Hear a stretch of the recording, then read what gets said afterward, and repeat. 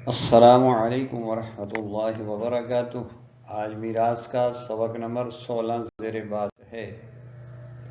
اس سبق میں ترجیح عند التعارض بیان کی جائے گی، یعنی تعارض کے وقت عصبات میں سے کس قسم کو کس قسم پر ترجیح ہوگی۔ اسباب ترجیح 3 ہیں۔ نمبر 1 بالجہہ، نمبر 2 بالقرب، نمبر 3 بالقوہ۔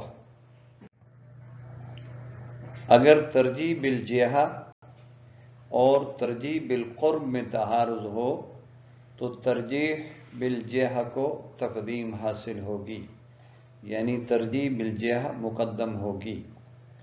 مذکورہ صورت میں ہمارے سامنے میت کے 2 وارث موجود ہیں، ایک ابن الابن یعنی اس کا پوتا، اور دوسرا اخ لابوین یعنی اس کا حقیقی بھائی۔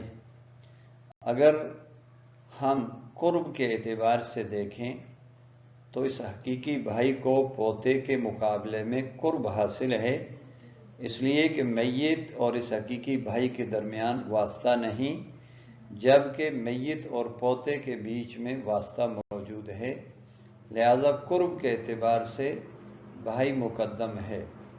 لیکن اگر ہم جہت کے اعتبار سے دیکھتے ہیں تو ابن الابن جو پوتا ہے یہ فرع میت ہے، یہ مقدم ہے میت کے بھائی سے، اس لیے کہ میت کے بھائی جو ہے وہ فرع اب میت ہے، یعنی تیسرا نمبر بنتا ہے جہت کے اعتبار سے بھائی کا، جبکہ پوتے کا پہلا نمبر بنتا ہے، تو جہت میں پوتا مقدم ہے۔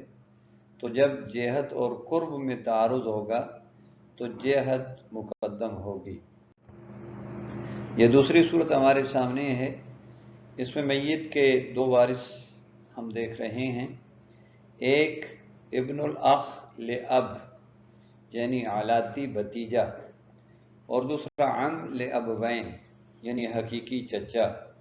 اگر قوت کے اعتبار سے ہم دیکھیں تو یہ حقیقی چچا کو زیادہ قوت حاصل ہے، اس لیے اس کو میت کے ساتھ باپ اور ماں دونوں کے اعتبار سے نسبت حاصل ہے، جبکہ وہ جو حلاتی بھتیجا ہے اس کو صرف باپ کے اعتبار سے میت سے نسبت حاصل ہے، تو قوت میں چچا راجح ہے۔ لیکن اگر جہت کے اعتبار سے دیکھیں تو یہ جو بھتیجا ہے یہ تیسرے نمبر پہ ہے، اور جو چچا ہے یہ چوتھے نمبر پہ ہے، تو جہت کے اعتبار سے علاتی بھتیجے کو ترجیح حاصل ہے، اور قوت کے اعتبار سے چچا کو ترجیح حاصل ہے۔ تو لہذا جب جہت اور قوت میں تعارض ہوگا تو جہت کو ترجیح ہوگی، لہذا مذکورہ مثال میں یہ جو علاتی بھتیجا ہے یہ وارث بن جائے گا، اور جو حقیقی چچا ہے وہ محروم ہو جائے گا۔ یہ ہمارے سامنے تعارض کی تیسری صورت ہے۔ اس صورت میں قرب اور قوت کے مابین تعارض ہے۔ ہمارے سامنے جو صورت ہے اس میں میت کے 2 وارث ہیں، ایک اخ لاب یعنی باپ شریک بھائی، اور دوسرا ابن الاخ لابوین حقیقی بھتیجا۔ اگر ہم قوت کے اعتبار سے دیکھیں تو اس حقیقی بھتیجے کو ترجیح حاصل ہے، اس لیے کہ اس بھتیجے کو میت کے ساتھ 2 نسبتیں حاصل ہیں، ایک باپ کی طرف سے اور ایک ماں کی طرف سے، جبکہ اخ لاب کو میت کے ساتھ صرف ایک نسبت حاصل ہے اور وہ باپ کی نسبت ہے۔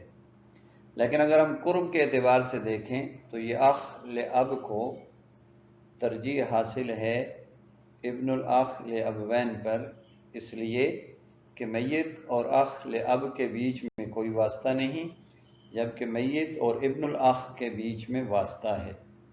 تو جب قرب اور قوت میں تعارض ہوگا تو ترجیح قرب کو ہوگی، لہذا مذکورہ صورت میں اخ لاب علاتی بھائی یہ وارث ہو جائے گا، ابن الاخ لابوین یعنی حقیقی بھتیجا محروم ہو جائے گا۔ واللہ اعلم بالصواب۔ السلام۔